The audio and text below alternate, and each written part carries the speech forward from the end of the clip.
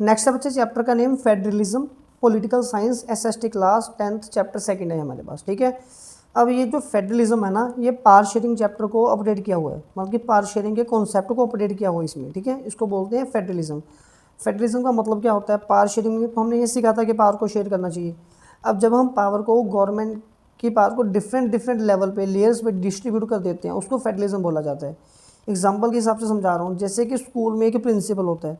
ठीक है, प्रिंसिपल ने आगे आगे क्लास इंचार्जेस बनाए होते हैं, वो क्लास इंचार्ज अपनी अपनी क्लास के सेक्शन को कंट्रोल करते हैं।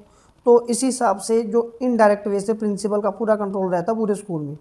ऐसी जो हमारी गवर्नमेंट होती है वो एक सेंट्रल गवर्नमेंट होती है, जो पूरे देश की सरकार होती है। फिर उसके बाद आगे स्टेट गवर्नमेंट्स होती हैं, ये उनको पावर दे के रखती है। ठीक है, अब थीम क्या होता है फेडरलिज्म का? इसका जस्ट मतलब इतना ये रहता है कि कोई भी बंदा पावर का मिसयूज़ ना कर पाए। क्लियर है जी? अब आगे चलते हैं, फीचर ऑफ फेडरलिज्म क्या होते हैं, फिर इसके बाद हम चेक करेंगे कि क्या हमारी इंडिया फेडरलिज्म है या नहीं है। ठीक है, इसके 6-7 फीचर्स पढ़ते हैं। सबसे पहला कि फुल कंट्रोल, जो जितना भी कंप्लीट कंट्रोल रहता है वो कभी भी एक बंदे के पास नहीं रहेगा, वो दो या दो से ज़्यादा लोगों के पास रहेगा। जैसे कि हमारी कंट्रोल है, जैसे कि सेंट्रल गवर्नमेंट है, फिर वो आगे थोड़ा सा कंट्रोल शिफ्ट कर देते हैं स्टेट गवर्नमेंट के पास, थोड़ा सा कंट्रोल वो आगे शिफ्ट कर देती है लोकल गवर्नमेंट के पास। लेकिन इनसे जो सबसे ज़्यादा पावरफुल हमेशा सेंट्रल गवर्नमेंट रहती है, उससे थोड़ी कम पावरफुल स्टेट रहती है, उससे भी थोड़ी कम पावरफुल जो है वो लोकल गवर्नमेंट रहती है। अब ये पावर को डिस्ट्रीब्यूट करने का मतलब क्या होता है? आप ये मानिए, देखिए जो सेंट्रल गवर्नमेंट है, जैसे कि अभी प्रेजेंट हमारे प्राइम मिनिस्टर मोदी, नरेंद्र मोदी हैं।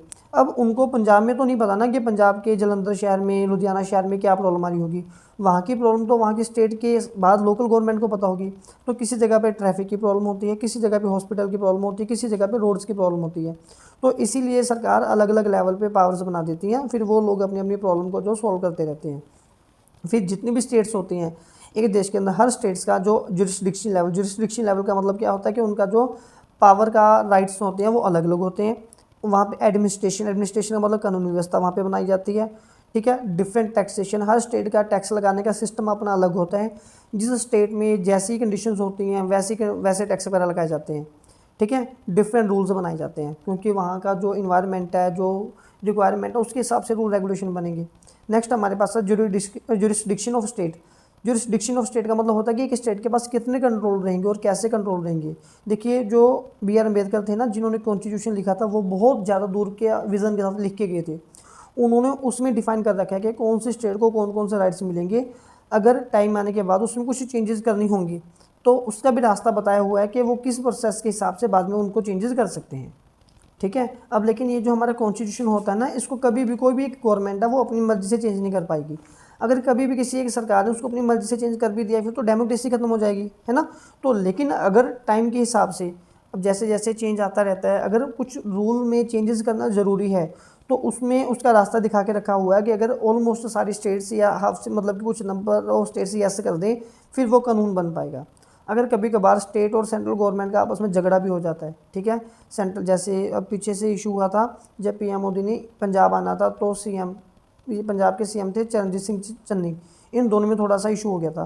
तो इन दोनों के इशू को कौन सॉल्व करेगा? कोर्ट सॉल्व करेगी, जो सुप्रीम कोर्ट है। ठीक है, और फाइनल डिसीजन उसी का माना जाएगा।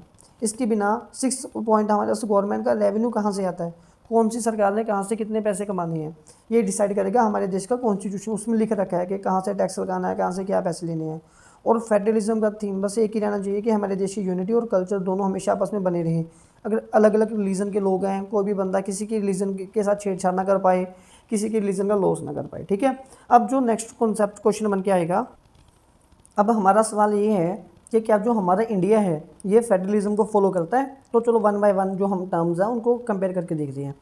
वेरी फर्स्ट पॉइंट हमने यहाँ पे क्या रीड किया था कि जो फुल कंट्रोल है ना, वो फुल कंट्रोल एक से ज़्यादा सरकार के पास होना चाहिए। तो ऐसे ही हमारे इंडिया में यूनियन गवर्नमेंट रहती है, जिसको सेंट्रल गवर्नमेंट हम लोग बोलते हैं, फिर स्टेट गवर्नमेंट आती है, फिर लोकल गवर्नमेंट आती है।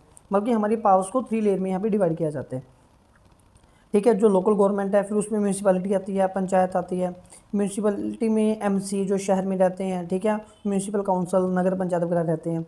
पंचायत में डिस्ट्रिक्ट पंचायत रहती है, ठीक है, इंटरमीडिएट पंचायत रहती है, विलेज पंचायत रहती है। तो पावर्स को डिस्ट्रीब्यूट किया हुआ है, तो फर्स्ट पॉइंट के हिसाब से हम लोग पास हैं, हमारी पावर शेयर हो रही है।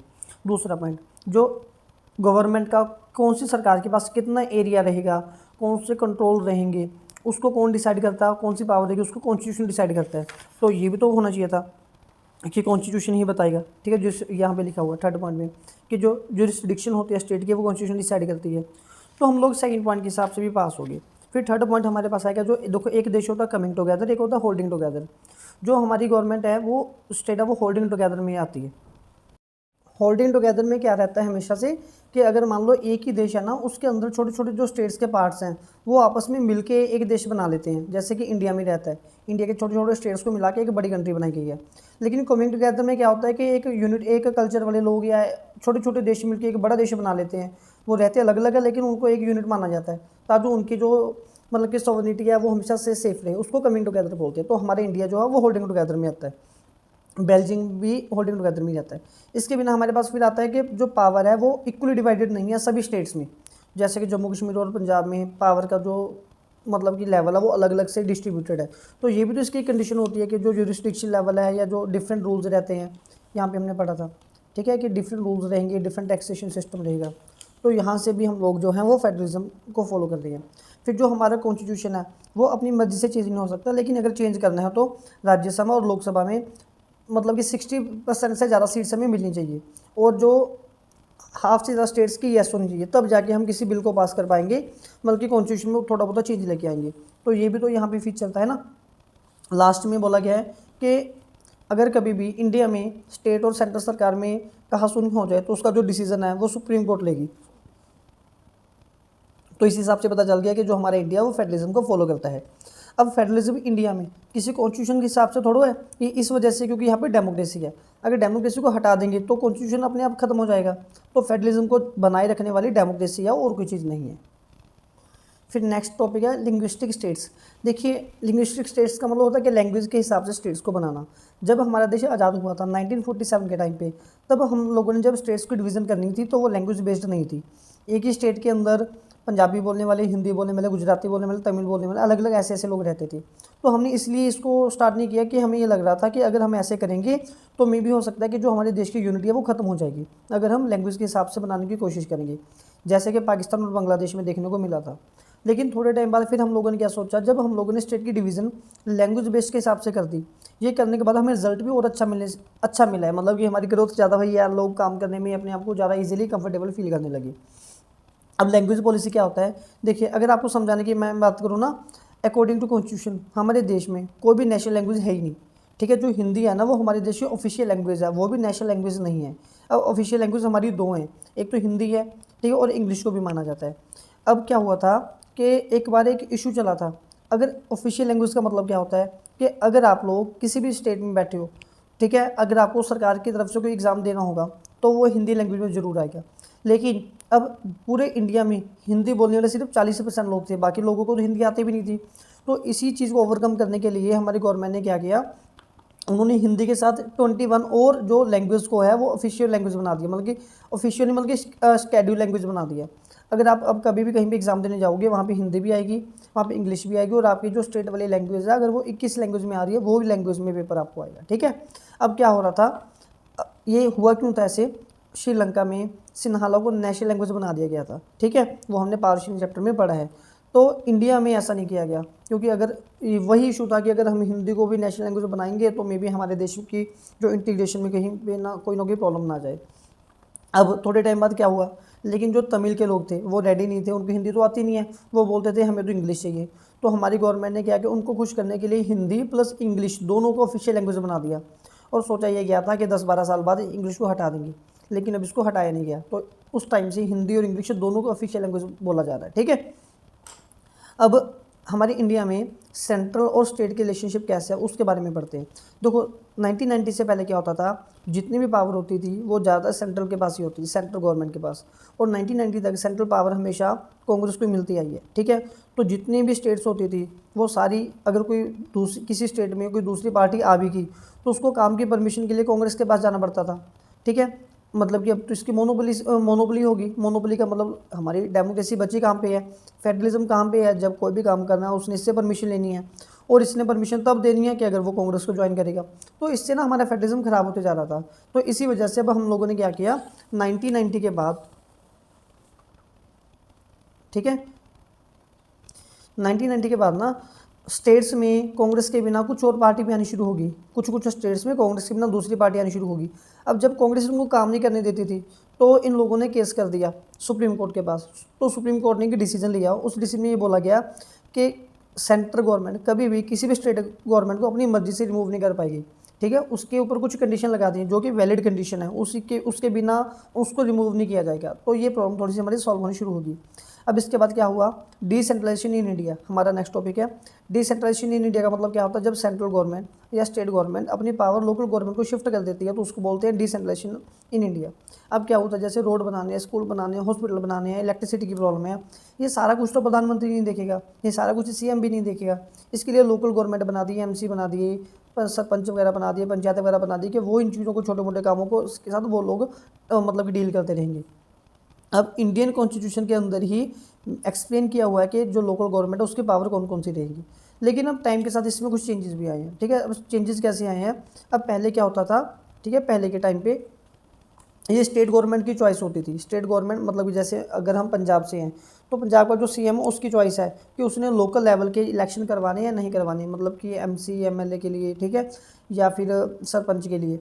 अगर तो इसको दिखता था कि इसके विलेजेस में, इसके शहर में इसका बोलबाला है, फिर तो ये करवा देता था। अगर लोग इनके एंटी है तो ये नहीं करवाते थे। तो इसमें भी डेमोक्रेसी, फेडरलिज्म, पावर शेयरिंग हमारी खतरे में आ रही है। लेकिन अब कैसा, अब हमने कंपलसरी कर दिया कि लोकल गवर्नमेंट के इलेक्शन होंगे ही होंगे, इसको कोई भी बंद नहीं करवा सकता।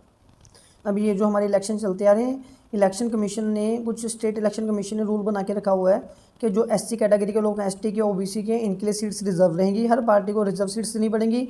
बाकी 1/3 जो थर्ड सीट्स हैं वो हमेशा वुमेन को मिलेंगी ही मिलेंगी। अब जो हमारा कॉन्स्टिट्यूशन है ना, इसको 4 लिस्ट एरिया में डिवाइड किया हुआ है, ठीक है। मतलब कि ये गवर्नमेंट को 4 एरिया में डिवाइड करती है। ये बोलते हैं कि हमारे कॉन्स्टिट्यूशन में 4 लिस्ट हैं और उस लिस्ट में जो गवर्नमेंट है उनको उनके एरियाज बताए गए हैं। सबसे पहला हमारे पास आएगा यूनियन लिस्ट, ठीक है।